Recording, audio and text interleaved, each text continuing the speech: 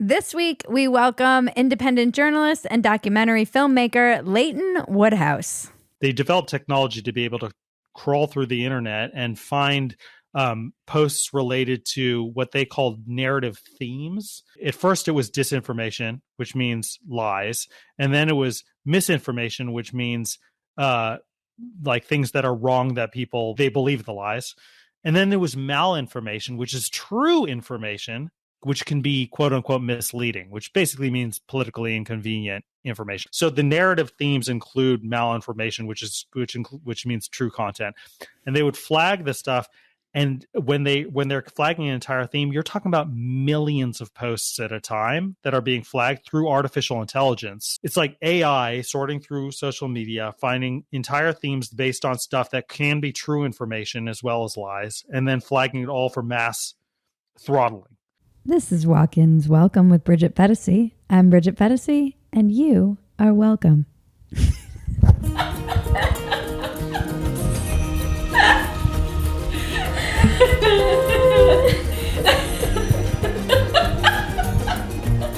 You know the drill. Please subscribe, rate, comment, share, reach out, tell your friends, send smoke signals, whatever. We love your feedback and we want to hear from you. If you like our work and want to support us, the best way to do that is join PHETASY.com. You'll get access to behind-the-scenes content, outtakes, discounts on merch, and the ability to submit questions for some of our upcoming guests. Support your favorite scrappy little internet heroes at PHETASY.com. All right. I'm with Leighton Woodhouse. Everyone, welcome to Walk-Ins. Welcome. So good to have you. Hey. Good to be here. It's going to be a spicy conversation. I can already tell. Leighton and I have thoughts. It's going to be a conversation full of hate. We have thoughts on everything. We just did 20 minutes and we weren't recording, just catching up. And now I'm thinking maybe we should not be recording at all. It's because we're both Gen X Californians, which makes us bitter. Just bitter, disillusioned, angry people. I don't want to be bitter. That's the thing. I don't. Yeah. That's why I'm leaving. Yeah. I might be gone by the time this airs. Wow. You're right behind me. Well, congratulations. Although, all the shit from California might follow you to Texas, honestly. I mean, I think wherever tech goes, they pretty much destroy any city that they go to, it seems like. I don't know why. I don't know if it creates just this unsustainable wealth disparity or what, but it really does seem like wherever tech goes, there's just a trail of shit behind them.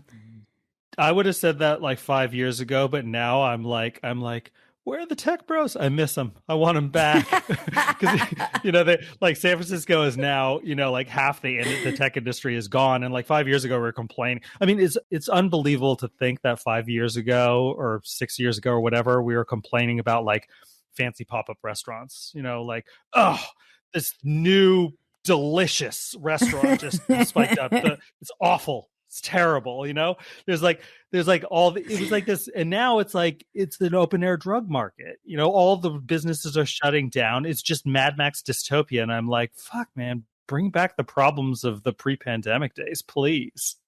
I saw someone do a thread. Yeah, someone was like, no, this is always San Francisco. You kind of have to take it for what it is. It's always been. Who was it?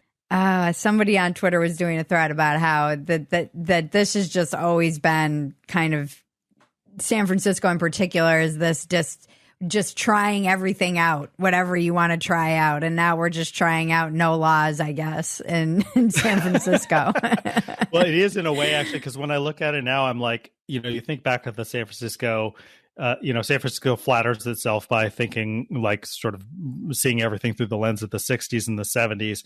And I'm like, okay, so if you took the 60s and you take all the sort of the rebelliousness and the lawlessness and the drugs and the free love, quote unquote, which a lot of which was actually prostitution in the 60s, but you take all that stuff and you remove from it the art and the music and the politics, and you have San Francisco today. It's like, because all that dark shit, addiction, prostitution, sexual exploitation, all that stuff was part of what was happening in San Francisco in the 60s. I mean, I wasn't alive then, but this is my understanding. And like, but it got whitewashed by nostalgia, and then also it had these romantic aspects to it about the revolutionary politics and the music and the art and stuff.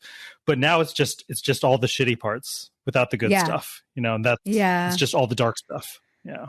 Do you have any inclination to stay and fight? Like a lot of people are like, I'm staying and fighting for California. Or do you think you'll flee the state like so many of us refugees? I mean, I'm going to stay, but not for the noble reason, but because I'm here for family. I grew up in the Bay Area, and I'm here for the reason and I lived in LA for a long time, but I moved back up here for family reasons. And so like, that's why I'm here. And so that's why I'm staying here. It's not because I'm like, going to fight the valiant fight. But while I'm here, it's like, I got two things to do: grouse and complain, and then report on it. And it's not a bad place to report when you're kind of, it's like, look, I don't want to be in the Ukraine, but if I were a war reporter, it'd be the best place to be. And it's kind of, I feel the same way about just reporting about the sort of the death of civilization. It's like, well, this is where it's happening. Yeah, we kind of, that was like the impossible calculus that we were trying to do forever. Was our family, I have family here, my aunt and uncle who are like parents to me, and my mother-in-law and her husband, and so we have the grandparents are here, and we just went back and forth after we had our child. Do we stay? Do we go? Do we stay? Do we go? And eventually it just got to the point where I don't know how you do that math, but I have to, the urgency to protect my daughter overwhelmed everything else. I just felt like I don't want to raise her where she's seeing all of this it's not humane the way people are living on the streets and the squalor and the drug addiction, and I don't feel safe, and I feel like that isn't like some right of mine, but there are places where I could bring us that feel more safe. My parents did it. I was born in New York City, and then my brother came along in the 70s, and I was in 78, and then he was born in 1980, and they were like, we're getting out of here. It was New York in 1980. They're like, nope. Right.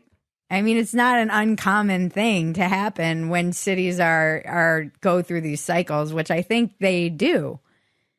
I keep actually saying that San Francisco feels more and more to me like New York in the 70s. I think it went bankrupt in the 70s, right? And the 80s was the hangover from that. And but the difference is that San Francisco doesn't have the excuse of being bankrupt. It's just misgoverned, like New York had some real problems. San Francisco's problems are all just self-created, and it's not much different from in LA. I mean, it's you guys basically have the same government as we do up here. Yeah, not quite the same. I feel like yours might be worse. Yeah, I think yours is worse actually. Somehow, yours might be worse now. Oh, that's true. Because you had like these DSA candidates elected, and I don't know, it seems a little crazy in LA. But sorry, I interrupted you. It is crazy. Do you think that do you think the tide is turning? I noticed that there was some reporting coming out of, I think, CNN actually today. Well, the reporters, they got jumped actually while they were doing the reporting in San Francisco. Or they didn't get jumped, they got their equipment, their car was broken into. And then what were they there reporting on? It was a pretty good piece, actually. They were reporting on the crime element, and specifically about Asian voters who are kind of voting against the establishment now because they're sick of being, beat up. And the experience of being an Asian in San Francisco is you're watching a bunch of elders being jumped on the street while you have, this is like during when Chesa Boudin was DA, while you have a DA who's basically just like letting all those people go, and then you have like a school board that's like making racist attacks on woke racist attacks on Asians on Twitter. It's like, it was just relentless. So of course it's turned in. I mean, there was a period during the height of the attacks on Asians when there were like a lot of gun clubs being formed by Asian San Francisco residents. Yep. So there's a besieged mentality, and it has made itself felt in a very big way. So to answer your question, things are changing at the margins in San Francisco. For example, speaking of Asians again, in the Sunset District, which is overwhelmingly Asian, the incumbent supervisor was a Chinese man. And like, I think it had been represented by Chinese supervisor for many years. But he was super, super, super left. Right. And they voted him out in favor of a white guy who's like pro public safety. So like they ignored the identity politics. They were like, get this Chinese woke dude out of here and replace him with a white dude who is pro. So it's like, it's the public safety thing definitely trumps the race identity stuff. It's become, and then of course the Asian voters were despite what people will tell you that it was all astroturf by tech millionaires. No, the recall of the school board and the recall of Chesa Boudin was driven by working class Asians in San Francisco. So that has been changing. Mm-hmm. Yeah, I think that we're seeing that in Los Angeles too. A lot of that kind of a lot of it has to do too with the kind of attack on the like gifted programs and whatnot. They're definitely the Asian community is really getting involved and more political because they see that as hurting their own kids kind of needlessly. It's just like straight up racist. It's not our fault our kids freaking study and your kids don't. Yeah, it's straight up racist. I mean, I don't know what the composition is of Lowell High School, which is like the embattled elite public high school in San Francisco, where the the school board tried to get rid of the merit admissions and then got tossed out, and it's been rolled back and it's merit admissions again. But like in New York City, Stuyvesant High and Brooklyn Tech and Bronx Science and those elite schools, not only are they overwhelmingly like 80+% Asian, but these are poor Asian families. These are not privileged. These are like straight up immigrants kids, like recent immigrants, like their parents do not speak English. They're living in like a tiny ass apartment with, 5 or like, I don't know. I'm not going to characterize it too closely and claim knowledge that I don't have, but like in kind of squalid conditions, and then study their asses off and get into Stuyvesant. And it's like, you're going to discriminate against these kids for equity? Yeah, these are the kids that you saw studying when you were going to get your takeout, on the little crates and stuff. Whenever you went to any of those restaurants, there was always like a kid studying somewhere, and they're all in these colleges now, but they're not like kids who come from wealth. They're very much working class kids, like you said. They grew up probably working in the kitchen or somewhere for their parents while getting straight A's in school. Yeah, I know, it's nuts. It's so weird. It's such a very strange time. I had Rob Henderson on. Today, actually, his podcast dropped, and his perspective is just so interesting to me as someone who has been through like California foster system and then was in the military and then went to Yale. Just such an interesting and important perspective on luxury beliefs, which is essentially what I think is really the downfall of California in so many ways. And like you said, like we were talking about, it's a lot of people who they're creating this kind of dystopia that like the right wing kind of, threatens or talks about. They blame on. Yeah, absolutely. I mean, it's just, I'd be interested in seeing some sort of like social science research on the drop in trust in American cities, in just like neighborliness and trust. I haven't seen it. I don't know if it's been done, but I would be willing to bet a lot of money that it has fallen precipitously since like pre-pandemic to today. That's not the world that, that those of us who came into the left years ago. I mean, it's not the world that people on the left today would claim to support. Nobody supports that. Nobody wants that. But it's the opposite of what the left is supposed to stand for. Yeah. So you do a lot of reporting on the addiction and stuff up in San Francisco. What is it? Does there seem to be any kind of turnaround, or is it the same? How I know that during the pandemic, and Schellenberger and I were talking about this when he came on, is there any movement in any direction that's positive, or does it seem like it's getting worse? It's both. On the positive side of the ledger, they threw out Chesa Boudin and voted in Brooke Jenkins, who, by the way, again, like she's most popular among the demographics of San Francisco. She's most popular among Asian voters. Sticking with that theme, she's a traditional and she worked for Chesa. Actually, she's a very liberal prosecutor by national standards.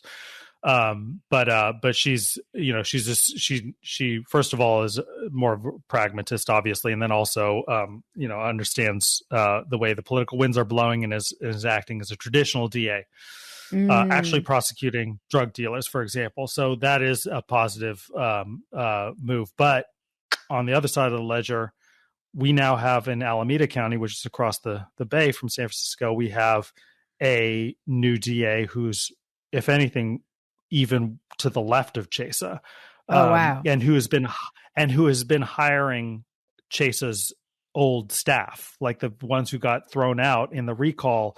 She's hiring them all for here. So I don't know what's going to come down the pipe in on this side of the bay. And then even in San Francisco, they shut down the Tenderloin Center, which was the supervised consumption site, which I think was a good thing, because it's just the site was an absolute disaster. I'm not opposed in principle to supervised consumption sites, but that one was just absolute disaster. But now they're talking about opening up a bunch of mini sites that they're now Orwellianly calling wellness hubs. And who knows? I mean, there's some at the margins, there's some good things happening, but for the most part, it's just more of the same.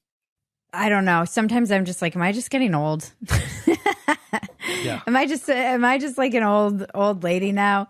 I don't know. Maybe I just don't have the stomach for it like I did in my 20s. But LA in my 20s and 30s is not the same as it is now. And I know that these cities cycle through crime waves like this, I guess. I know that LA in the 90s, I think, was allegedly, everyone's like, oh, it was like this in the 90s and it'll come back. People will vote more conservatively, and then it will get cleaned up, and then it will cycle through, and now we're in the crime cycle, I guess. But I don't want to fund it.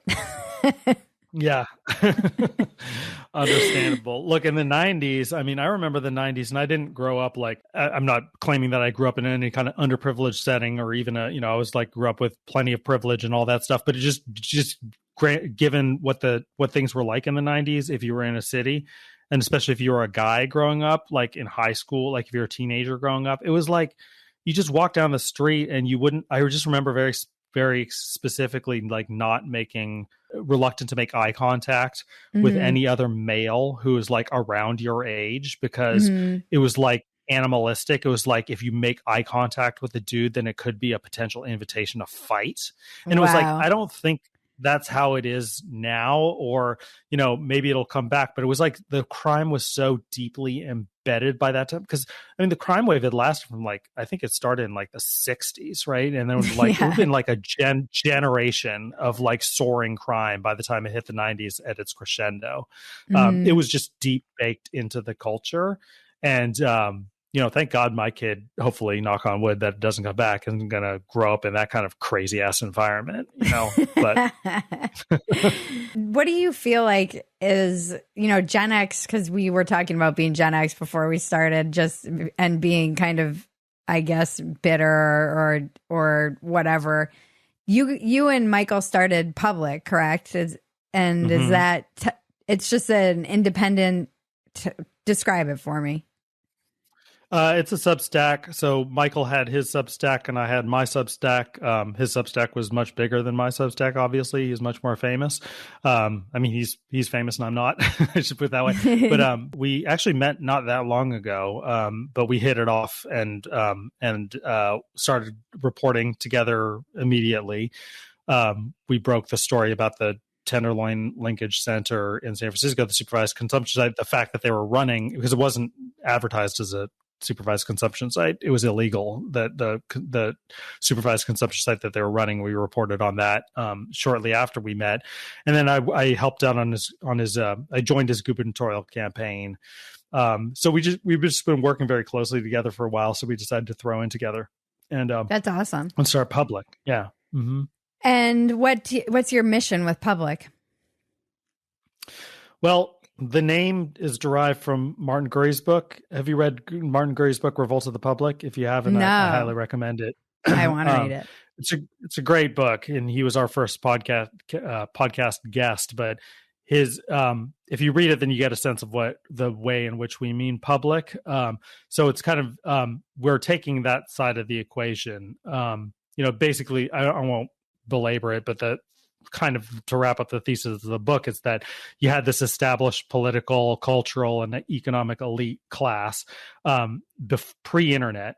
The internet and social media came and disrupted everything. Like, it made it much harder to govern and to exert social control, because there are all these horizontal connections being made, which created all these, like, a lot of crazy movements that kind of flared up, and you see them, like, in Europe with the yellow vests and all this. Like, there's a bunch of them that he goes into that were made possible by social media. And so the what he calls the center, which is that kind of combined political, economic, cultural establishment, sort of lost control, and now they're, in Michael and my estimation, now they're kind of reexerted. We're referring to the stuff that we've uncovered in the Twitter files as the revolt of the elite, which we're cribbing from Christopher Lash's book in the 90s. But there's now this kind of, like, effort to reexert control over the public, over the sort of the plebs. Chaotic. Yeah. And and so we're very much, and I think we bear it out in our reporting. I would say that we try not to be ideological, but to the extent that we have an ideology, I would characterize it as populist. So we are kind of explicitly on that side of the equation. More or less, we just report on whatever interests us. Yeah, I want to hear about what you learned from your Twitter files, the revolt of the elite. What do you mean by that when you say that? Just what was the thing that struck you the most from what you guys uncovered in your, it seems like a vast trove of information that everybody's reporting on?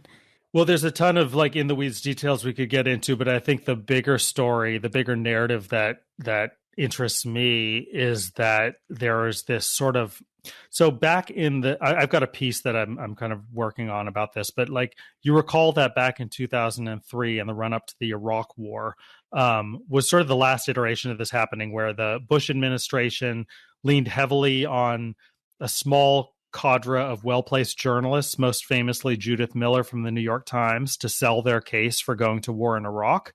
And, I think it's fair to say that it's possible that without Judith Miller's reporting, there would have been no war. That might be overstating the case, but it's like she was so instrumental in putting the New York Times imprimatur on the theory that Saddam Hussein was developing weapons of mass destruction. They were able to essentially launch a war by controlling certain elite journalists and editors. They can't. Then the internet happened and social media arose, and that is impossible today. You can't do it. Even if there's no media outlet that has enough reach to be able to, even all the established, the legacy media collectively, including, even if you include Fox News in that category, do not collectively have enough influence. First of all, reach. Second of all, credibility, to be able to forge a working consensus in the public. There's just too many, there's too many just wild cards of, like, little outlets, blogs, people just pontificating on social media. So this has been a problem for the elite for years. And I think that the Twitter files are an instance where this censorship industrial complex has been an effort by the establishment to create new gatekeepers who they can control, and they can't create new gatekeepers on the media production side. that ship has sailed. But what they Right. can't, they can't control the production of the news, Right. The content. of media. But what they can control via tech executives is your visibility into those, into that Distribution. media. They can, yeah, they can throttle your ability to be able to see this stuff. So I think that it's sort of like they're propping up, in the absence of these sort of media gatekeepers that they now don't have anymore. They're replacing them with these tech gatekeepers to sort of go from the supply side to the demand side and throttle on that side instead. So I think that's the bigger kind of project that's come together that we've been documenting. We've been talking about this on even just Dumpster Fire, our dumb little show that I feel like actually is kind of a victim of this weird throttling that feels invisible and then makes you feel like you're paranoid. And that's the thing that it's crazy making, because I was like, oh, it's not the algorithm, I just suck. But it might be the algorithm too. It could be both. It's just, it could very well be. You end up feeling like a crazy person when you're like, oh, we're being throttled, but you can kind of see it on your numbers. And there was this big debate. The debate has always been in media, particularly in entertainment, what's king, content or distribution? Which one is it? And I think as someone who's independent, you realize that you need both. If I can make great content, but if I have no means of distributing it, or the means through which I'm distributing it are being throttled, or they have an ideological bent that they prefer, then it doesn't matter how great the content is. It might spread, but it's much more difficult. It's not crazy to have that anxiety. And I can tell you, just from having looked into it, we just did a podcast episode on our podcast with this guy, Mike Benz, who's very, very deeply steeped into this stuff and has been writing about it for a while. He's probably the world's foremost expert on this censorship industrial complex. And so he explains it in great detail, but the organizations that I'm referring to that make up the censorship industrial complex, which include the Election Integrity Project, CISA, which is an agency within DHS, the Stanford Internet Observatory, the Virality Project, which is just the Election Integrity Project when they flipped over to monitoring COVID.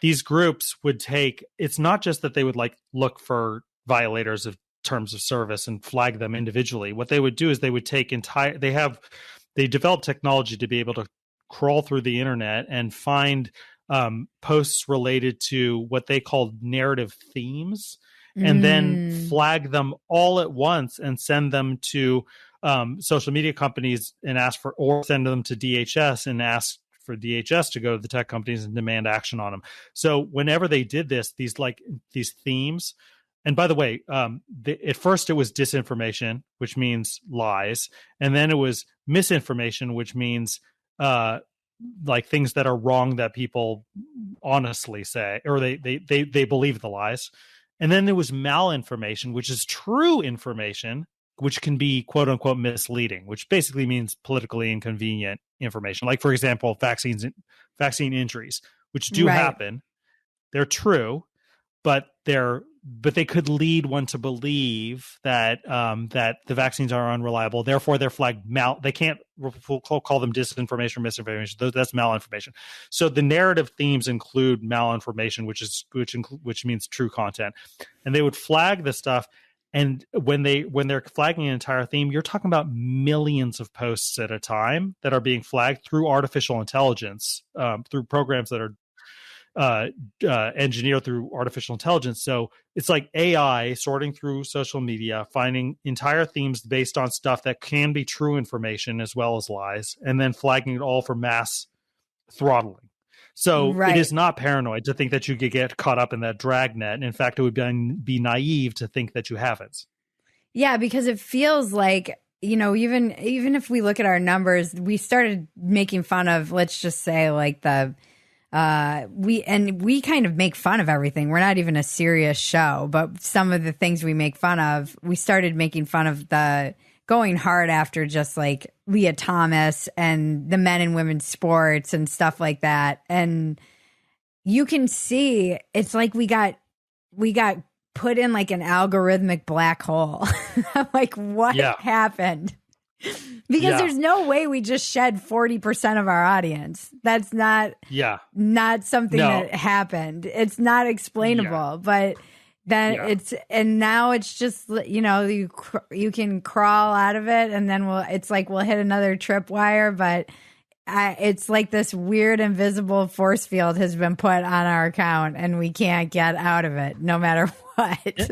Yeah. And, you know, right now it happens to be that the establishment, the elite is controlled by liberals. But that's not always going to be the case. It wasn't the case under the Bush years, when not just the government, but also, you know, a lot of the look, Hollywood, obviously, tech, stuff like that was still, you know, dominated by liberals, but you had this huge cultural influence of the evangelical right and all this stuff. So it's not always going to be the case that liberals have hegemony. So while a lot of the stuff that is now being throttled is stuff which is kind of coded right wing, even stuff that I don't see why it's coded right wing, like being opposed to vaccine mandates, for example, but it has become, for whatever reason, coded right. But things also like, you know, say trans people in sports or things like that are coded right.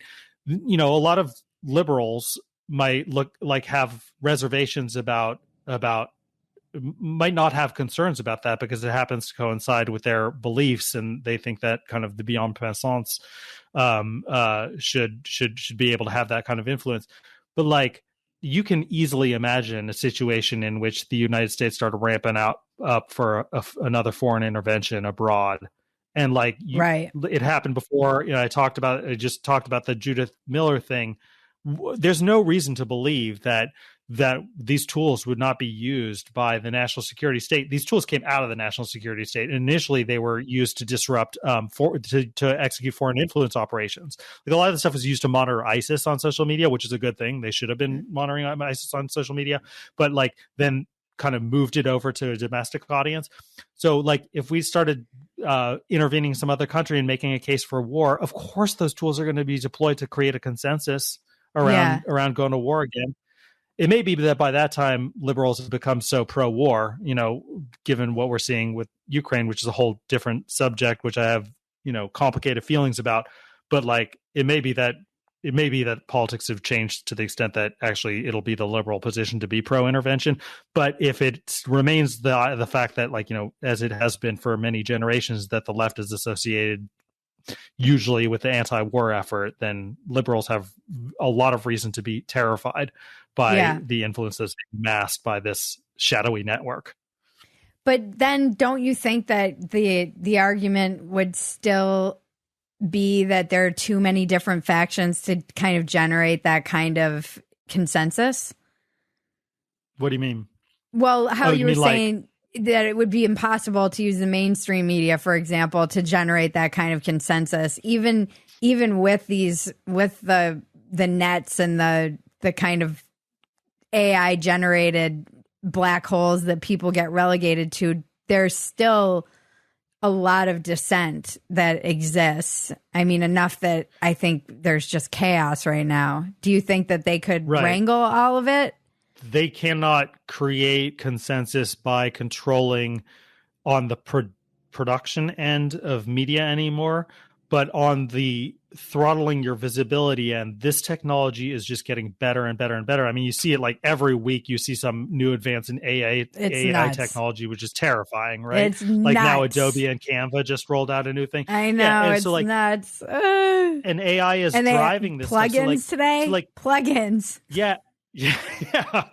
So like, you know, you might have your show, which is anti-war and which is ranting about anti-war. There's nothing they can do about that. There's nothing they can do to prevent you from putting that on the internet, but they can definitely fucking destroy your audience and your reach. So that's how it'll be. And then boost the audience of the compliant media, or the media that happens to agree with their drive to war or whatever the effort is. So yeah, I think they can absolutely. I think that their effort to try to reinstall gatekeepers that they can control in order to generate social consensus is probably going to succeed, in my opinion, because the technology has gotten so good. Yeah.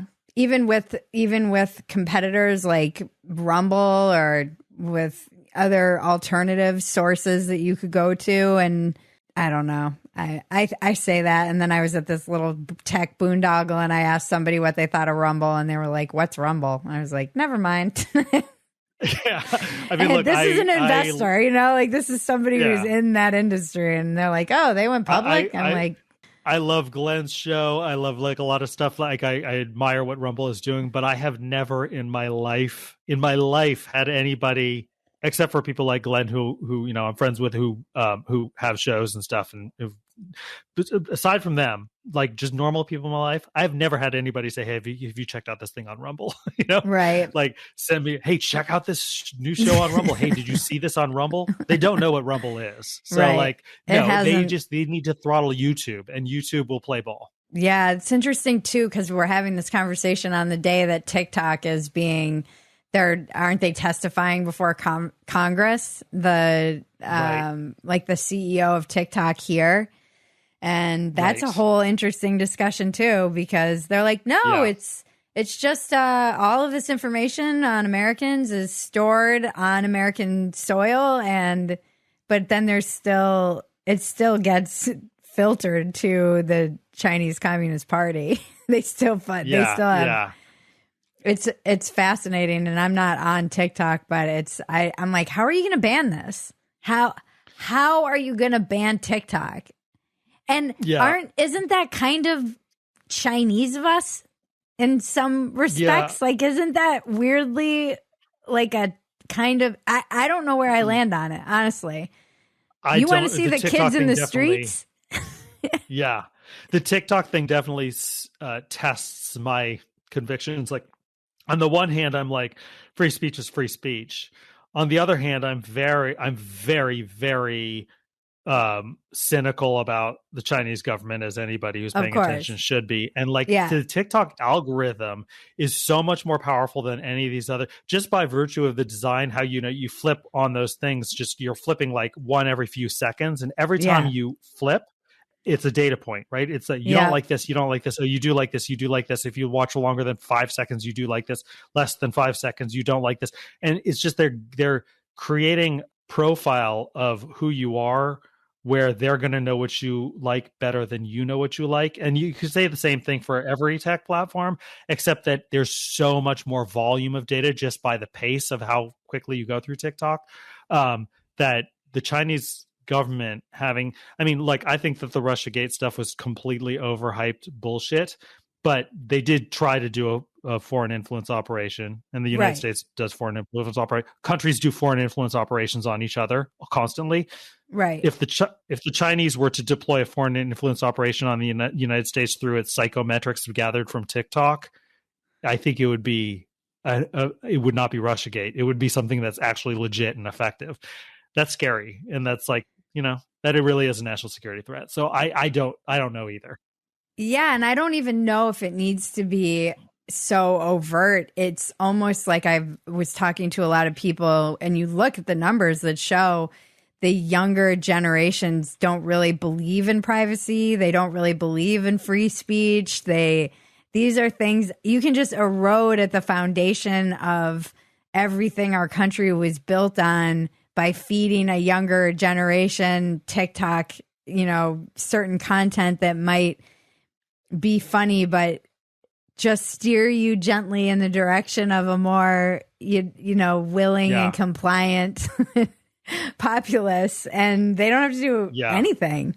Yeah. Again, as Gen Xers, I think the thing that terrifies me most about the future is not the influence of the CCP or anything more than the openness of young people to authoritarianism, which they don't recognize as such. They do not. If you ask them what they think of authoritarianism, of course they'd say, I don't like authoritarianism, but the dubiousness about free speech and the coddling the American mind stuff, the reflex to go to figures of authority, to demand that figures of authority step in and make rules and impose rules on them and others whenever they have a problem. That shit is scary to me. I mean, when we grew up, right, it was like, now we're both like, oh, are we just old? But if being old means you still like have an anti-authoritarian streak to you, then I'd rather be old than young. Like Right. that's what I wanted to not become when I was young. I was like, I don't want to become like lose my like youthful rebellion and anti-authoritarianism. And it's like, well, the young people now are authoritarian, or a lot of them are, and that's really, I don't know how you change that, No, you can't. I don't know that you can. That's what I was talking to Inez about, the stepmen, and she was saying we've already lost because the kids already don't believe in any of this stuff. So how can you even, if you have generations already that don't believe in free speech and generations already that believe a lot of this stuff that is undermining democracy in some ways and is very lends itself to authoritarianism, how do you undo that? The only thing is if they become kind of eaten by their own. The only way I see them kind of waking up to the spell that they might be under is when the mob kind of comes for them individually, so they become a victim of their own tribe. Yeah, but then they either cower and become cowardly and learn never to speak up again, so they become worse, or they become witch hunters themselves, right? They like join the mob so that to keep the Eye of Sauron off them. Right. But how old is your daughter right now? She's 11 months. Almost a year. Oh, okay. Brand new. And then is that your first kid? I don't know. Okay. Yeah, she's my first. I'm allowed to ask personal questions. Yeah. I'm an open book. So I have a 2.5-year-old, and of course, every parent of a kid that doesn't even, whose generation doesn't even have a name yet, wonders this. But like, do you think your daughter's generation is going to be better or worse than Gen Z? It's really funny because I feel so Gen X lately, and that I've been I got caught in the crossfire of the culture wars for all of these years. That classic left-wing person who's like, what's going on with the left being pro all of these weird things and like I didn't understand it. It got even worse during the lockdowns. I've been accused of being right wing. I don't agree with a lot of their nonsense either. But then on certain things I probably am. Like, I don't think you should be, chopping organs off healthy children. That is okay. Yep. I'm right wing. If that's like, if that's the hill I have to die on. Yeah. Can't believe I'm saying like, I don't trust that these corporations aren't out for themselves. I guess if that makes me right wing, so be it. So that feels weird. And now talking about all the culture war stuff, when I've become just obsessed with AI and survive. Weirdly, my two interests right now are all these guys who are doing these awesome survivalist videos on YouTube, and they're freaking hilarious. And they're like 2A. They're going to come on the podcast. They're amazing. And then AI, which I'm just terrified of, but also should I just jump on and start using it and getting familiar with it, because that's the future. And I don't know if the future is going to be we go back to having to like rebuild society, because that might be my daughter's future, or she might be in a flying car. It feels like it could go and immortal. Like it feels like it could go either way right now. With the AI thing, do you know Ethan Strauss, the writer? He's a sports writer. Oh, he's great. Yes. Man, you should. Yeah. Have him on. You should definitely have him on. He's fantastic. But he wrote a piece about like in Madison Square Garden, like the I might be getting the details wrong, but I think it's was it the owner of the Knicks or the owner of Madison Square Garden? I don't pay any attention to sports, but I pay attention to Ethan Strauss's writing. But whoever it was, like, corporate executive in the sports industry, I think it's the Knicks owner. Anyway, he has a bunch of like haters, and he uses facial recognition technology at Madison Square Garden so that when people who have tweeted negative things about him walk through the gates, they get ejected by security. No. Like that's, I mean, it's just like, it's the most petty dictator shit, but it's like, this is what this stuff is enabling us to do. Like it's already happening. Oh, yeah. We covered a crazy story about this on Dumpster Fire, actually. It was a woman. So she was going to the Rockettes with her daughter, and this was Radio City Music Hall, and they have facial recognition there. But because she was working on a lawsuit against the owners of Radio City Music Hall, when she went through, it flagged her and she wasn't allowed to go in, even though she was just there to see the Rockettes with her daughter, because she was associated with this law firm that was currently in a lawsuit, and she was on the team against Radio City Music Hall. I think I recall hearing Fucking something terrifying. about that. Yeah. We're so already here. It's like, yeah. So if it's like you take this technology, which is advancing so rapidly, and then you combine it with the social infrastructure that we've been reporting on the Twitter files, the censorship industrial complex, and like, you probably saw glimpses, if not the whole thing, of that hearing that with Taibbi and Schellenberger. Yes, I saw glimpses of it. Just like the response for the Democrats was just completely unhinged, right? I mean, usually these hearings are boring, right? But this was the opposite of boring. Every time they ask a question, you're like, what's going to happen next, right? Because they were just they were so angry that these guys had the gall to be like even saying the things that they were saying. It was like visceral, their hostility to these witnesses. So it's like you have the infrastructure set up, and then you've got the political will to like enforce these rules, to stand, like, you know, to die on this hill of keeping this censorship industrial complex up. And then their technology is just getting better and better and better. And it's just like, I feel paranoid saying this, but it does feel like you see the path towards sort of a Chinese style social credit system, of course, kind of society, you know? Yeah. It's I mean, I was so against the vaccine mandates for this reason. I was just like, no, this is my vaccine passport. Take that. Just like, me too. No, I'm not for this. If this makes me right wing lunatic, then again, so be it. I just can't get on board with that. But you saw a lot of people in tech who were like, yay, let's do it. What's the problem? Because it's so right wing to defend workers against threats to their livelihoods by their employers. You know, can't think of anything more right wing than that. It's so weird. We live in such weird, confusing times, and it is very strange. Like you said about, I don't know. You know, should I be teaching her how to, and myself, like, should I be stockpiling seeds? Should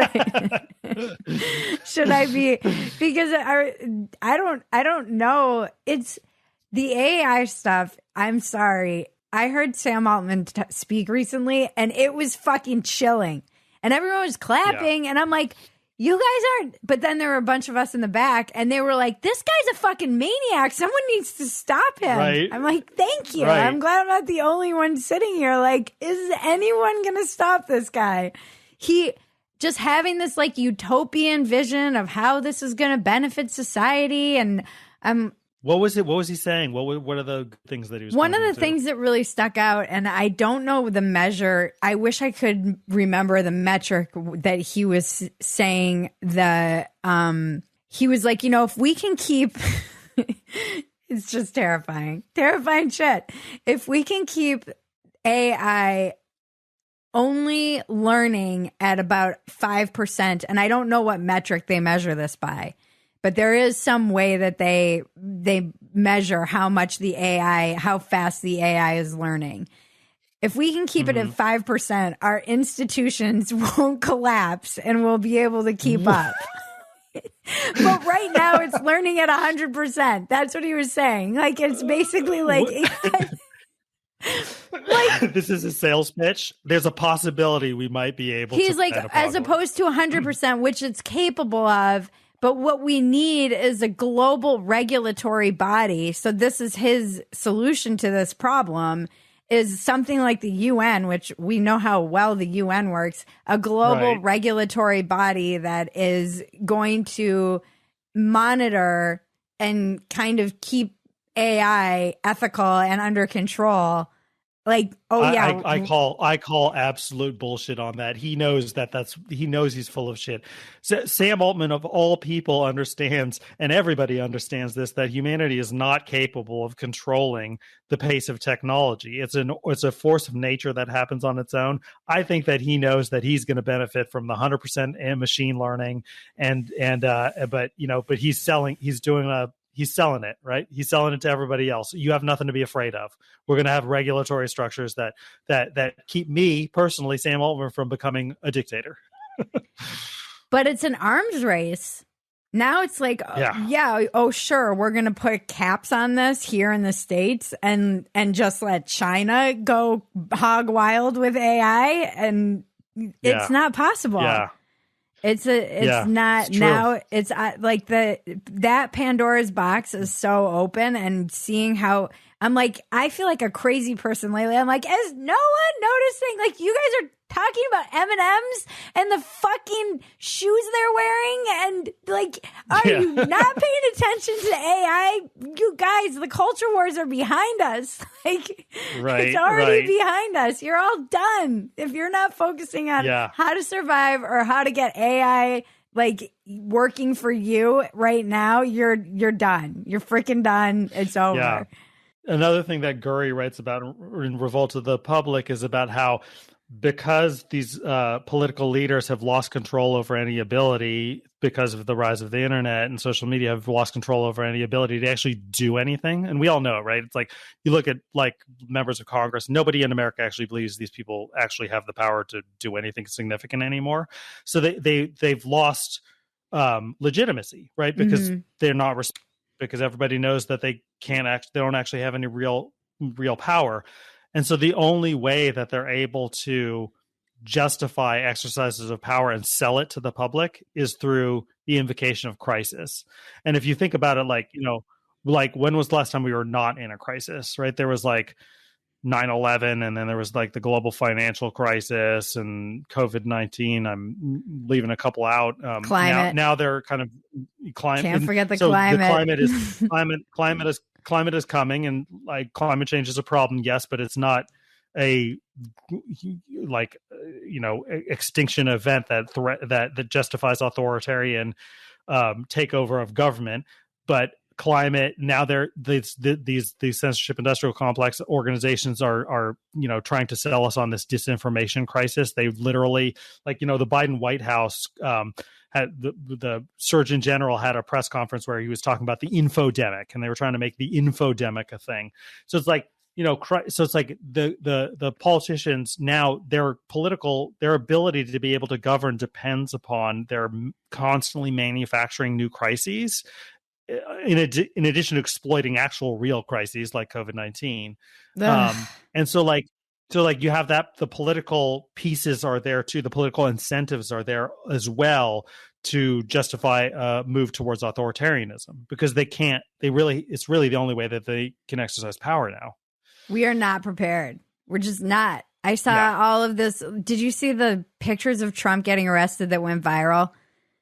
Guy. God, were there AI pictures? They're brilliant. They look amazing. And the guy clearly said, I'm just making these pictures of Trump while I'm waiting for him to get arrested. And it was like this hilarious. It was hilarious. And he was very clear about the fact that these were AI generated. It wasn't real. Well, the pictures went viral. People took them seriously. It turned into this whole thing. The guy ended up getting banned from Midjourney. Wow. The guy who made them.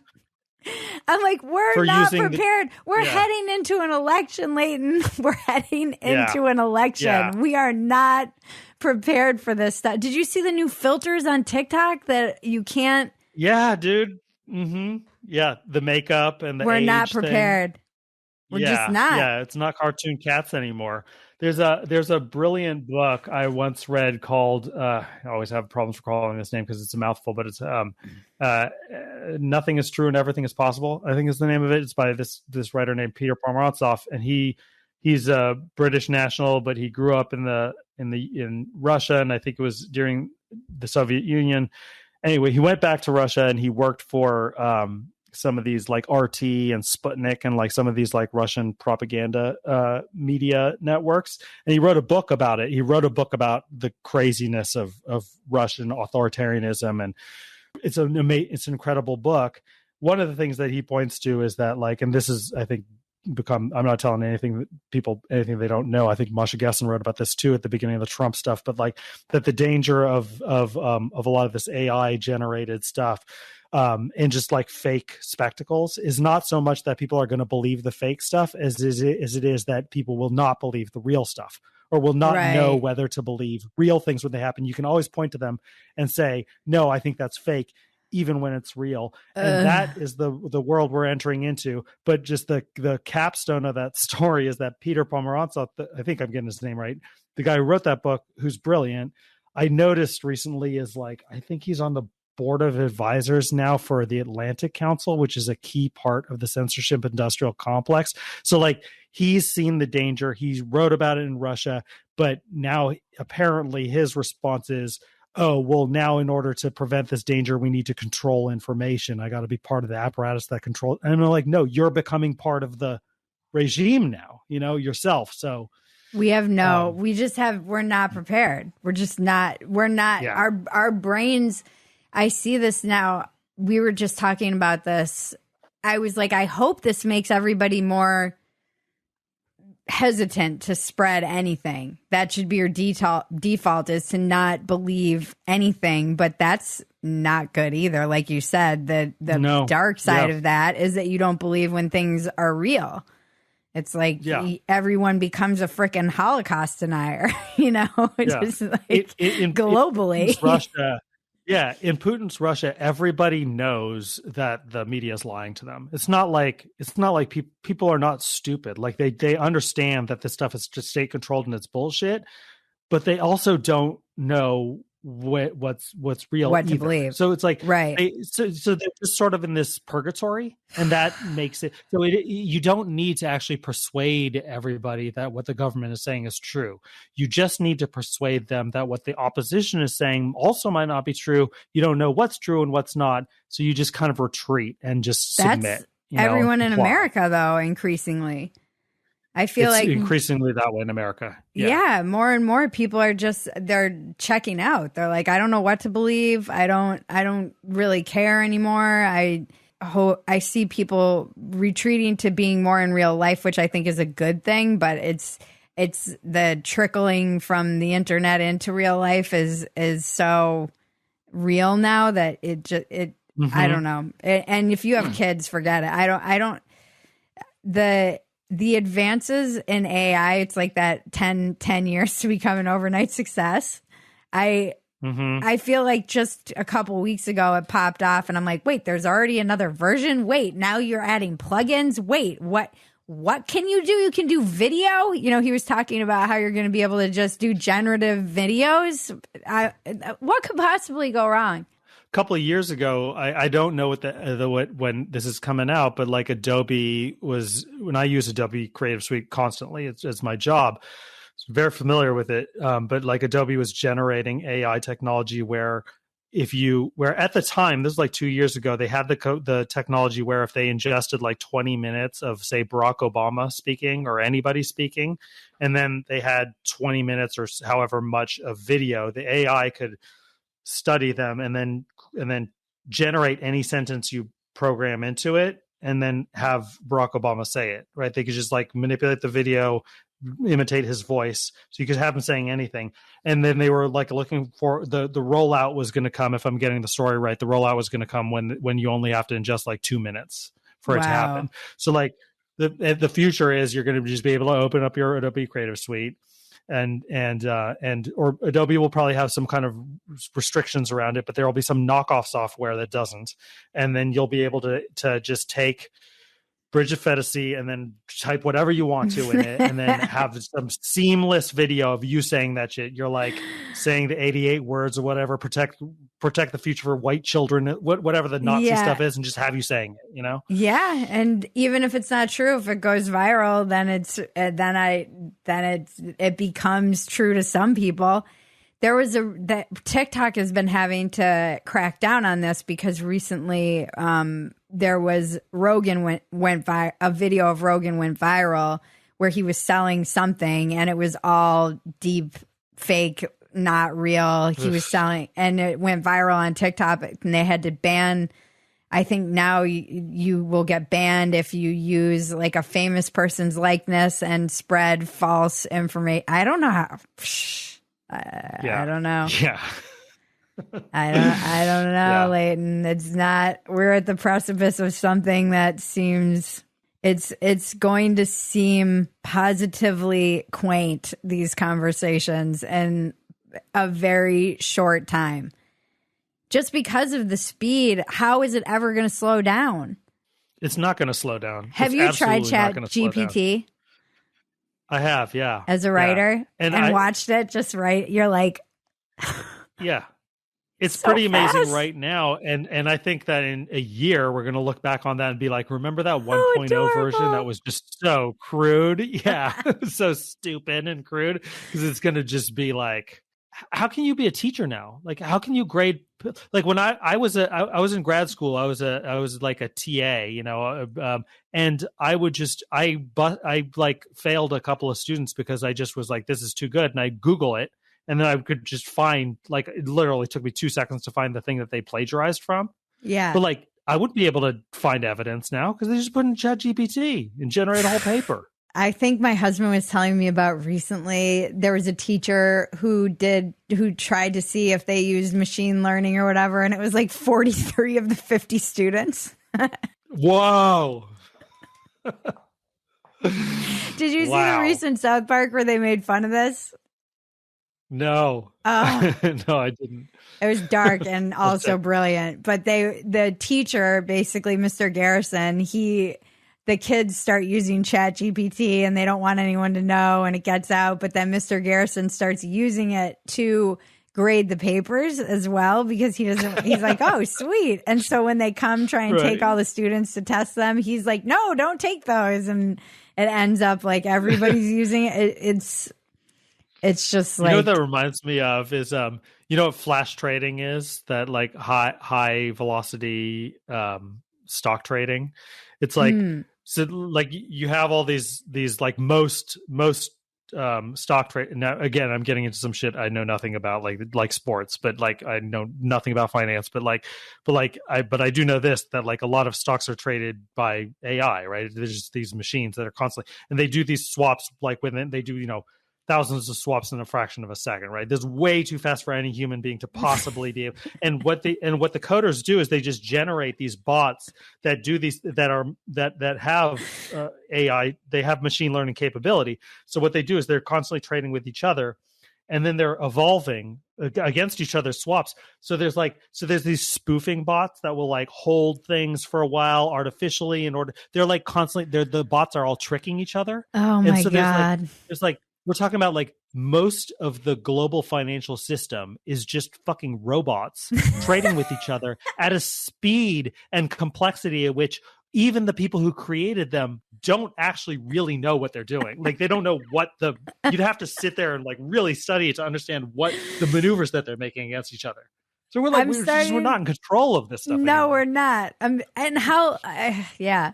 I was like, we're going to have to unplug. And then Maggie, my cousin, is like, well, you know what happens when we unplug? They kill us all. I'm like, oh, right. That's what all those movies were about. We know how this ends. I'm definitely, and part of me wants to, you know, I want to be like as an artist, I want to embrace it, this technology that seems fascinating. You know, I have scripts that I've written. What if I could put these scripts in and create my show, and I never need an actor. I don't need a gatekeeper to tell me. I can be like exactly how I envision this entire television series. The ability for me to generate that using AI is pretty much right around the corner. Yeah. Terrifying. Well, I just said this to Michael Schellenberger today that so I do a lot of the art for like the article art for public for our posts. I just do it on Adobe Illustrator and Photoshop and throw them together. And usually doesn't I don't do anything that complicated, so usually doesn't take me all that long. But I sent him a note being like, I'm going to be doing these a lot faster now because now they just rolled like Adobe's new AI thing is you can just say conceptually, like you just come up with the concept. Like, Yeah. okay, I want an iPhone sitting there with an eyeball on it. Yeah. Like, and then you just type it in and then it just generates it. Yeah. So I was That's like, so it's already replacing my part of my job, which in my case is, I'll be able to focus on other things, but it's like, I used to be a graphic designer. That was like my entire job. Like I was like, I'd be fucked. Yeah. If you're a graphic designer now, you're fucked. That's what my cousin was saying. She was like, "Oh, because Canva released their AI today," and she's like, "Now it's like, oh, you can take something and if it's a hand holding a flower and it's a daisy, you can say replace it with a rose, and it will be." I'm like, "This is amazing, but nuts!" And you can erase things out of the picture, and it's a brave new world though, and even as a writer, so I was like, I'm not going to try it. I don't want to like Chat GPT. I just don't want to see how it can help me as a writer because But Bridget, think of how good the porn is going to be. It's going to be like next level porn. I remember that's what we get out of this deal. Yeah. Oh gosh. I'm not sure. Yeah. I was looking at, I bookmarked like the augmented reality stuff too that's coming down the pipe is nuts. And there was this TikTok video. I have to learn how to share my screen on here, but she's doing like this push up and it's a game, but I'll send it to you when we get off. I don't know. I just shake my head. Best case, the best case outcome, maybe the most likely outcome for like the distant future in terms of like sci-fi movies would be like. Do you remember the scene? You've seen WALL-E, the Pixar movie? Yeah. You remember all the human beings who are like all like grossly. You couldn't make that movie now because it'd be fat phobic, but like they're all obese. Yeah, they're just glued to their screens and travel around, and they like never see the outside world. It's just basically like plugged into the Matrix essentially. Like I feel like that could be the future where the AI gets so good and the algorithm knows you so well that it can entertain you just 24/7. Just it knows exactly what you want to see. That's Ready Player One. You never have any reason to look away from your screen, And then it's like, depending upon who you are, it's either dystopia or utopia. I don't know. I interviewed Agnieszka. I always butcher her name. Pilat. She's an artist and she has like a Boston Dynamics dog and she's very pro AI and says, she wants to be kind of a voice for the machine. And wait, she has one of those dogs? Yeah. And it does some of her painting for her. It's what? She brings it around San Francisco and New York. And she's teaching it to do some of her painting and all that. I don't know.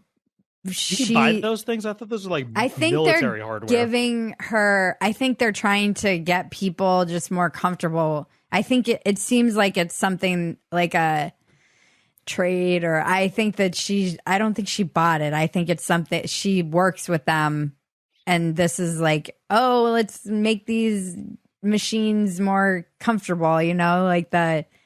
Make them. And she was saying her kind of prediction is that the wealthy will still be living in real life. They'll still be going skiing and traveling to Saint-Tropez, and they'll still be existing in reality.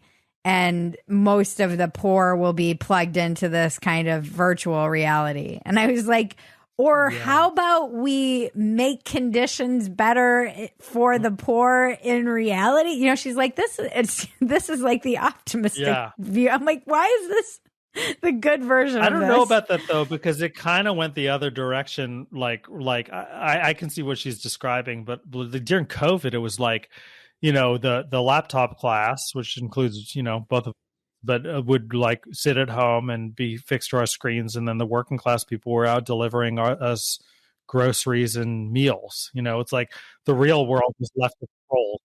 I don't consider the laptop class the class of people that will still be, I consider them the Patagonia class. And they were still doing their thing and existing and flying in their private jets and didn't have any of these, right? COVID kind of never existed for them, for the Patagonia class. The laptop class is not the uber rich. They were like they're like the, you know, I would say upper middle class. They just don't realize it. You know, they're wealthy. It's like I said at the beginning, like LA is a great city. My friend always says it's a great place to be a billionaire, a horrible place to be a millionaire.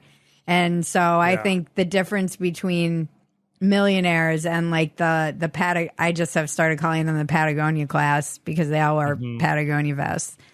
And those are the people who probably will be living in the real world, while even the laptop class is probably going to be plugging in and fighting their weird online culture wars. I was like, maybe we are in a simulation and we were just becoming too self-aware, and that's why this stuff is all ramping up. Yeah. Well, I think the pushback I would have against that analogy, though, is that like increasingly we're seeing that you actually need to have real people in the real world exerting their labor power. I just finished this book which I highly recommend, called Cobalt Red, which is he came on the podcast. Book.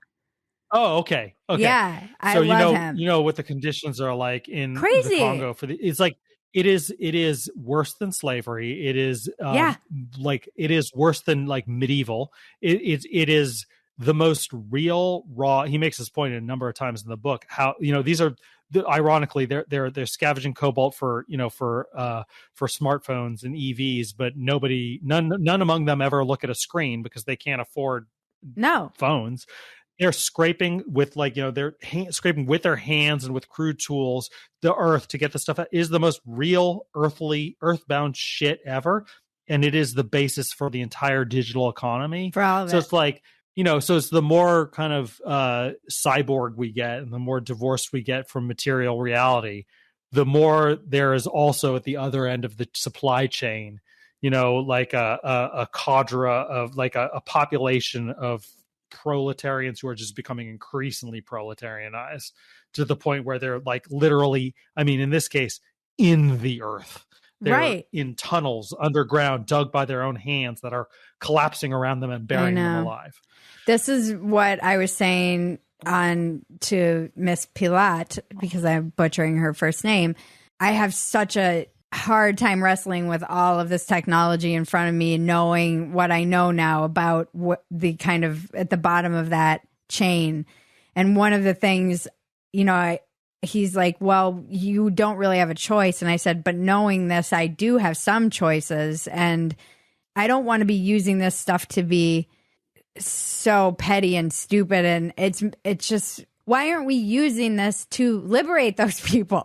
I think that's such a healthy way of looking at it. You're like, I'm not going to boycott this technology. That would be impossible. And also it wouldn't actually help anybody to do it other than your own sense of virtue.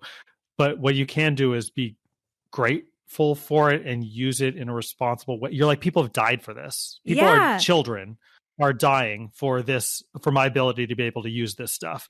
And I'm using it to have like stupid fights on Twitter. And Twitter, it seems so ridiculous, even more ridiculous than ever before. It's put those things in perspective. And as I mentioned to him when he was on the podcast, because he was saying, we're talking about this from a market perspective, but I was like, the push for everybody converting to EVs is coming from politicians. These are mandates globally. So you can demand of your politicians that they make sure, if they're going to be pushing for everybody to convert to an electric vehicle, that they ensure that the conditions of the people who are getting this cobalt, that's something that people do have the power to do. It's not like, we just have to demand it of Apple. We can also demand it of the politicians who are mandating this shit. It's not just coming from like capitalism. Yeah, I found that book has really changed a lot of my perspective on things so first of all, Zed Jelani, and who mentioned it is irrelevant, but it happened to be Zed, but he he pointed out to me that I think Tesla's newest fleet is like 50% of the fleet is not using cobalt at all. So apparently, I didn't know that was possible, but apparently you don't actually have to have cobalt for lithium ion batteries. So first of all, that's obviously a positive development. Still, there's other mineral, and I don't know what the conditions are like or where they're earthed, but there's like obviously you need lithium, and there's like other rare earth minerals you need to mine. So it doesn't solve the problem that if cobalt isn't used anymore, although it does solve a lot of the problem for people in the Congo. But my point is that I was just listening to this. I don't listen to this podcast a lot, but from time to time, I listen to All In, the one with all those VC guys. Oh, right. And they had it's I won't say anything, but they had some guy at their conference, the Patagonia class. He's like yes, exactly. And he's like a lithium miner, and he's making a gazillion. First of all, I think it's going to be the new thing for VCs. I after listening to this thing, I was like, oh, the trendy new thing for VCs is going to be like real world, like we need to like extractive resources, and that's going to be, I think, the next trendy thing. But the guy was saying he's like mining lithium in Nevada, and like I would be. My instinct is to be opposed to rare earth mining in natural landscapes in the United States. After reading that book, I'm like if we're going to switch over to green tech, which everybody wants to do to stop climate change, unless we're going to just decide to impoverish the world and like live a much lower standard of living, then we're going to be using these devices, which means we're going to be mining this stuff. And I'm like, we should be on sourcing as much of that mining as whatever minerals we have under the earth here in the United States. We should be mining for them, because at least here we're not going to have children like going underground digging tunnels with their hands. At least we're not going to have that. And if we're not mining for it here, then we're going to be mining for it in a country where that does happen. Like that's the world we live in. Yeah, and it does feel a bit like putting the mask on first of the Western world. So, right. We're worried about the climate, and we're worried about the world, climate change, rightfully so. And so we're going to mandate that everybody converts to electric vehicles at the expense of the Congo and the forests they have to chop down and the people there and all of the children that are mining and the militias that pop up, because now they're trying to advance on the next place where you can get the black market mine. I mean, right. That we're too global. We know too much. And he and I got into a lot of his other work that he's done at the base of like the shrimp supply chain and all. Oh yeah. And it's it's just messed up. I mean, it does feel like, oh, we're going to save the Western world at the expense of the Congo again. Yeah. There's like not the first time we've pillaged and just decimated the population down there as the Western world. So it feels now it's the Chinese doing it for Western consumers, but it's the Chinese who have replaced the Belgians. Yeah, but that's the shady way we get to, the many layers that we put in between the supply chain. We're still getting our batteries from China.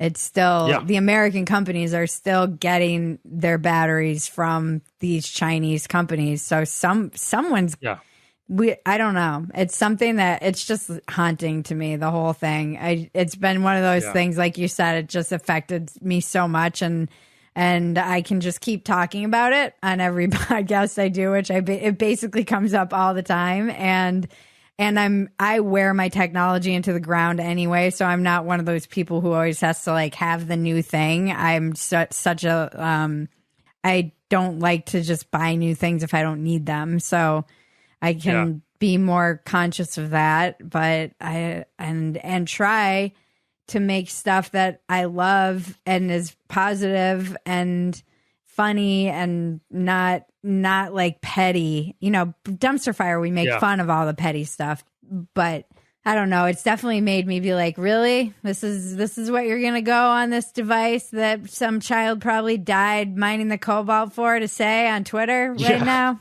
Okay, Bridget. Yeah. Totally. Okay. That's And this has been a privilege, dark folks. conversation. Yeah. And yet Wow. we're still laughing Well, because we're Gen X. yeah. Yeah. So, were you trained as a journalist or were you trained as a graphic designer? I was trained as I was trained as neither actually, because both were kind of on the job learning stuff. But I actually came out of like my early career was as a labor organizer actually. Oh, And okay. then like my first job out of college was as a graphic designer. But then after that, that was just for like a year. And then after that, I Making was doing posters labor for the organizing. workers. Yeah, yeah, right. No, I was working with like barnesandnoble.com actually, which Oh. ironically at that time in history, barnesandnoble.com was like we were in neck to neck competition with Amazon and we were sure we were going to win. Wow. It's like now I'm like Oh. Amazon, fast forward, Amazon runs the entire planet, but anyway, no, then I was in labor and I was like a activist person, and then a like lefty activist, and then I started doing journalism, and journalism has made me much more skeptical of a lot of the ideology and sort of I guess the nature of ideology itself, which I know well because I was myself, a very ideologically motivated person for a long time. Mm. But anyway, now I do journalism and documentary filmmaking. And I'm going to ask you the same two questions I ask everyone at the end of my podcast. And you're definitely welcome back anytime. We should just Thank podcast you. regularly to download I'd love our, just to get it out of our system. Complain about California. And I'll be like, hey, come to Texas. I'll be like, Yeah. What's your biggest defect of character? This is something that I'm working on and that I have, that I think you learn when you're a parent. And I think I've been successful in working on it, but I definitely I have a friend who once told me that he had kids long before I did. And he was like, the biggest defect that you find in your spouse is going to be, in this case, her biggest defect as a mother, and the same can be said the other way around. Like his biggest defect is going to be his biggest defect as a parent, as a father, and in his case, his defect was just being not present with his kids, just being so wrapped up in his work. And I used to be very much that way, and I have like my wife and past girlfriends also had like that was a fight that we'd get into a lot, was that I was just like, I was a workaholic and I was like not present, and even while being with somebody would just be distracted all the time.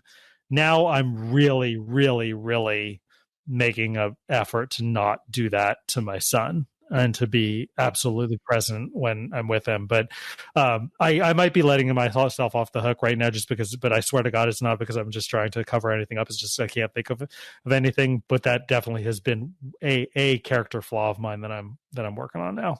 That's a good one. Not a great answer, but an answer. No, it's good. What's your biggest asset?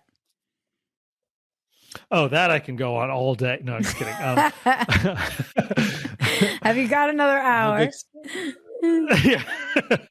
I think it's probably the one that I'm trying to make a living off of right now, which is being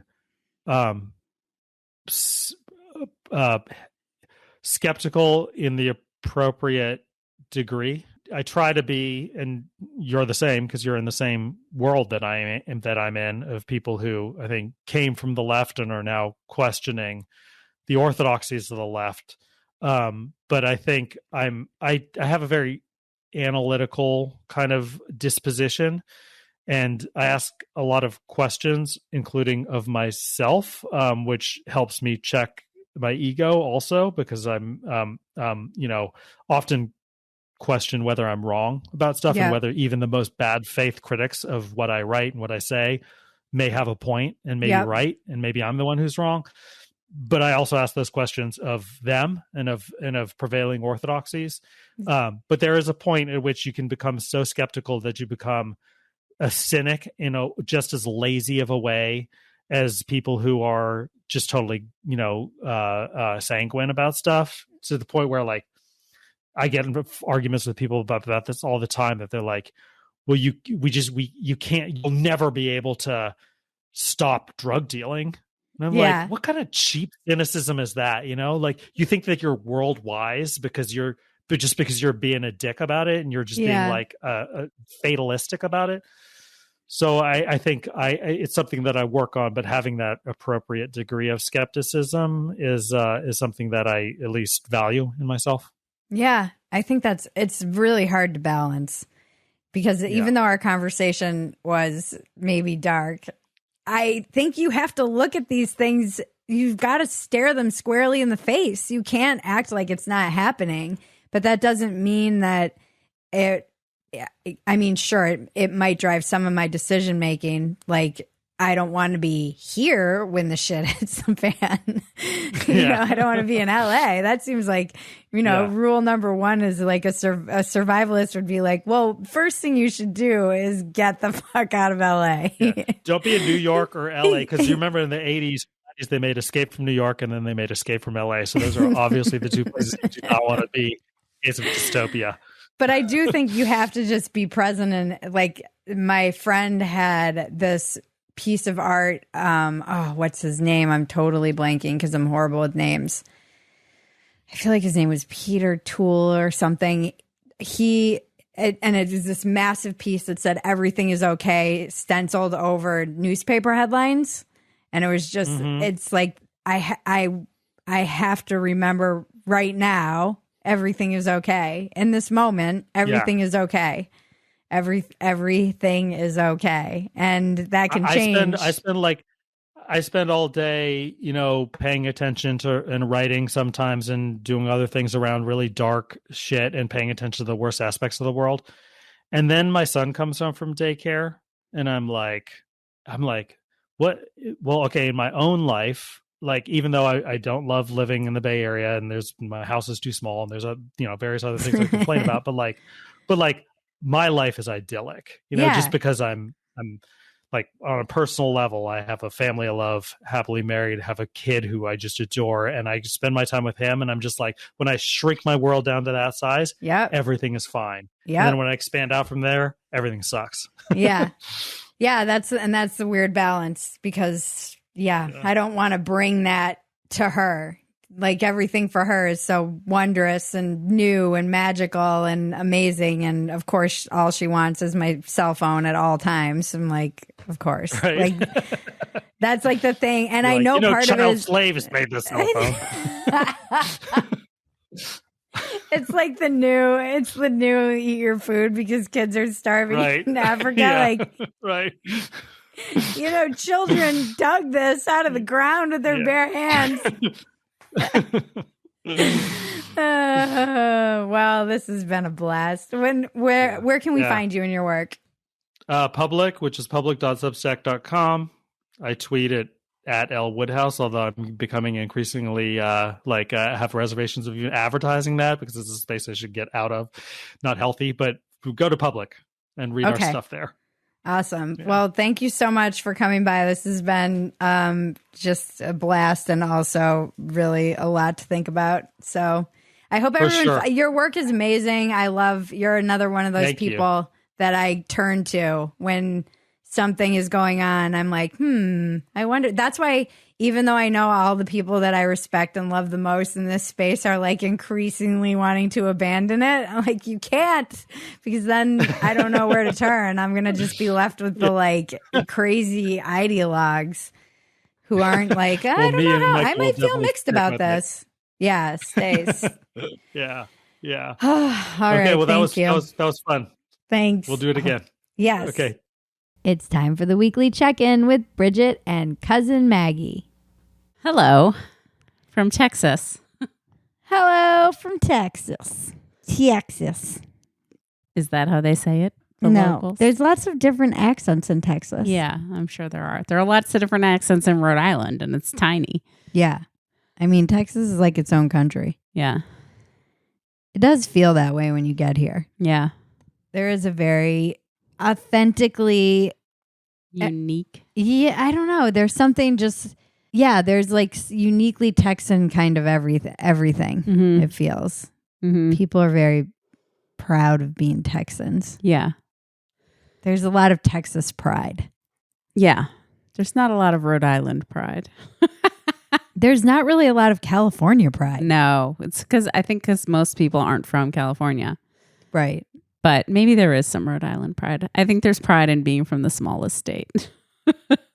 As stupid as that might sound. Maybe. I'm sure there's people proud of whatever state they come from because there is something cool about that. But there's something about Texas that makes you feel immediately like you have to get on board with being a Texan. Right. Otherwise, because, just driving around the neighborhood, walking around the neighborhood, everyone waves to each other. And I was like, oh, is that like because it's a new development and people are all just getting to know each other? You're like, no, I think that's just Texas. I think people are friendlier in the South in general and Texas, which would not consider itself the South. But I think, you want to like get on board with the friendliness. Otherwise, you'll be like shunned. But not only the friendliness, even just driving around, as many transplants as there are in Texas, there aren't that many out of state license plates because I think you're just like, oh God, I don't want to be an out of stater. I don't want to be marked as one of them Californians. And I know I am. And it's like all these trucks cruising around and I just can feel their hatred. I know. And we can't get like DMV appointments till like the fall. Yeah, it's crazy actually because so many people have moved here. Yeah. Speaking of which, I need to make mine, but it's a never ending to-do list. Another thing to the list. Yeah. It's strange. And yet not strange. It's strange because I haven't lived anywhere other than California for so long that adjusting to anywhere different would be weird. Yeah. It wouldn't matter where I went. It could be Idaho or Colorado or whatever. I would be like, I'm in XYZ now. Right. It's so weird. And that's coming from you who's a championship mover, has moved so much in your life. Yeah, but I have, even moving within LA, I have been in LA, and there's just certain things that I became accustomed to, like never-ending sounds of sirens that I'm like, oh my God, it's so quiet. It's just so quiet. My nervous system is definitely doing that same thing that it did when it went to Joshua Tree, where I can feel it just slowing down, and I'm trying to force myself to slow down because I'm realizing just what a push it was to even get here, and B, just how much of a psycho I am in general. And I just don't need to operate at that pace. I want to take Matilda to different places and get her adjusted. And yeah, there's something about the suburbs that allows you to slow down much more than being in the city. Yeah. Yep. We're in the burbs. And yeah, I haven't even had a chance to like go out and explore anything yet, but I'm supposed to go into Austin tomorrow to meet up with a friend for some food and drinks. Nice. Yeah. Yeah, we are not in like Austin proper, which is probably for the best. And it's strange being in a suburb too. For me, that's just like that's like my own personal weird thing about the suburbs. Yeah. I just am adjusting to just being a suburban Texas mom. And I was saying to somebody, I was saying to my therapist, actually, I feel like an extra in my own life. What does that mean? I always felt like the star of my own show, and now I feel like an extra. A side character. Yeah. Like I've moved to be like now I'm like a spin-off. I'm a spin-off of my own show. Wow. That's a weird feeling, I'd imagine. Yeah, it is weird. It's just another layer of the unpeeling of the onion. Yeah. Where I've spent being so Gen X and so anti anti-authority, like just against authority and just the conformity. And I guess you become what you mock, because now I'm just basic. It happens to everyone. Just Everyone a must basic accept their own bitch. basicness Is at this some what point. it felt like to be like? I feel like I'm going through some version of what our parents must have gone through when they totally sold out their ideals, Their hippie ideals. became boomers. Uh-huh. Yeah. Yeah, this must be like that. I guess this is some version of that. And maybe my generation already went through it and I'm just later to the game. Yeah, I think being in a city buffers you from it a lot. You know, I'm curious to see what it's going to be like, you know, for me, because in LA, I had a lot of single friends with no kids. And here, I don't know what that's going to look like. I think there are a lot of single people in Austin. My driver was like, I think Austin is the worst town to be shacked up in. Really? Yeah. What driver was it? It was this? a driver one time when I was here for Rogan. You always have like a driver who brings you to the studio, and he was like, I've had the same guy a couple times, and he's like telling me about how. So I was like, how's life? You know, I asked a billion questions, so I knew that he was like in a relationship. But then we were talking about how he'd previously gone through a breakup, and he was like, honestly, I love being single in this town. I think it's the worst place to be in a relationship. Well, that's encouraging to hear. Yeah, he said it was like a super fun town to be single in. Maybe you'll meet someone in the suburbs. Possibly.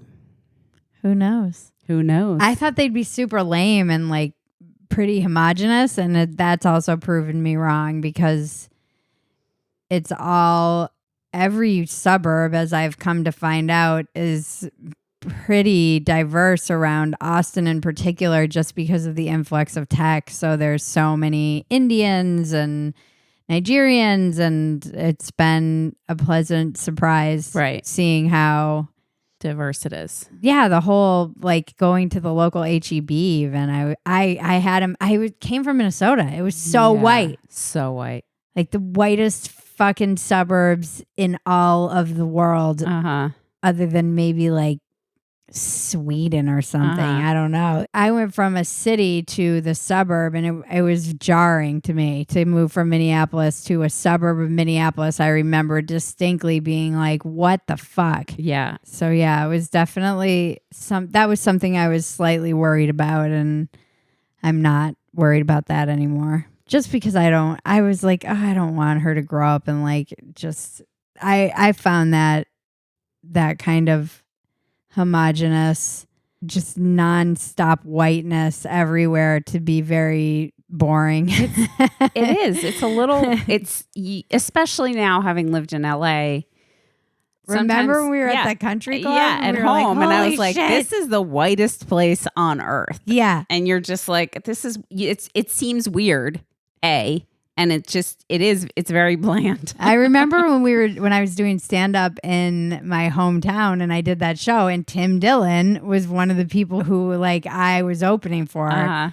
And it was the first time I ever met Tim, actually, before he was like the Tim Dillon. And he was just ripping on how white Rhode Island was and how white Newport was, and everybody. Yeah.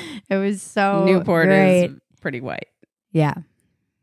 Yeah. So nothing against white people. No, I just like a little. We love white people. I just like a little color. Yeah, it is weird when you go from like a city to. Yeah. I just remember that being jarring. Yeah, so it still feels surreal. I'll still walk around our little neighborhood and be like, I live here now. It's a little strange. I live in Texas. We like sat on the porch and watched a thunderstorm roll in the other night. And because Jaron and I are just psycho, we'll just be like, what's next? What's next? What's next? What do we need to do? What do we need to do? And I'm like, we need to just sit and process that we moved. Yeah. And you're sit and homeowners in Texas now. Yeah. That we are here. You are here. You know, I need to just to be that dot on the map.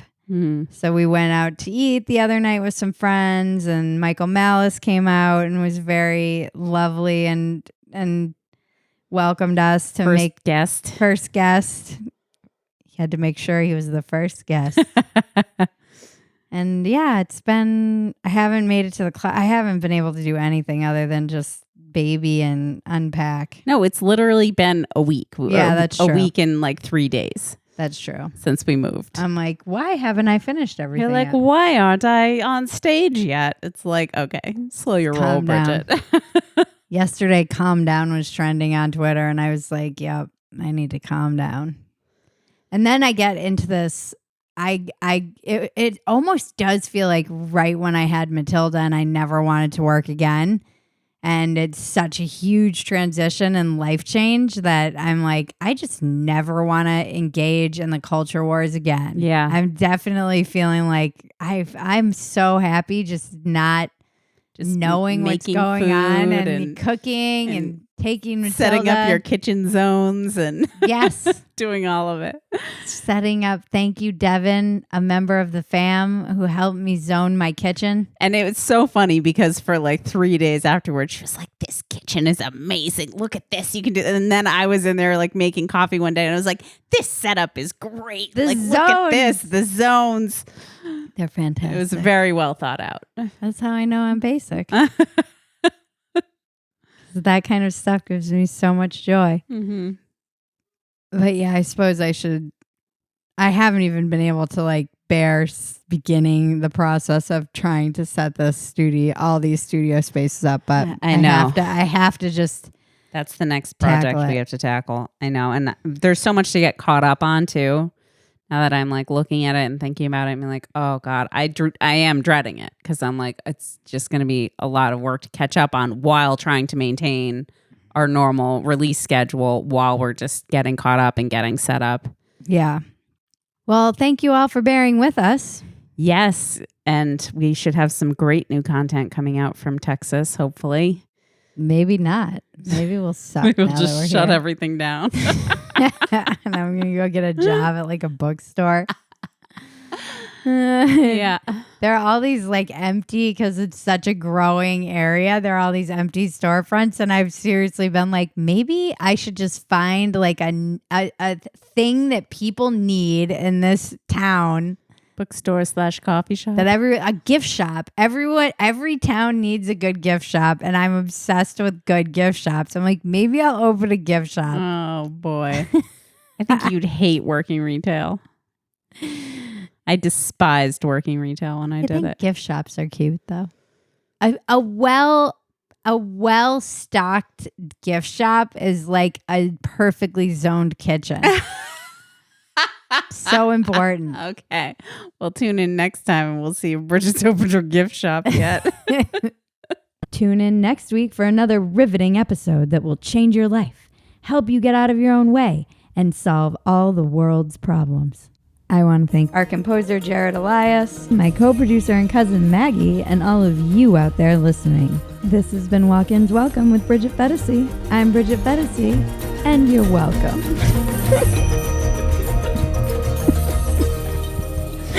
It's the dumbest line.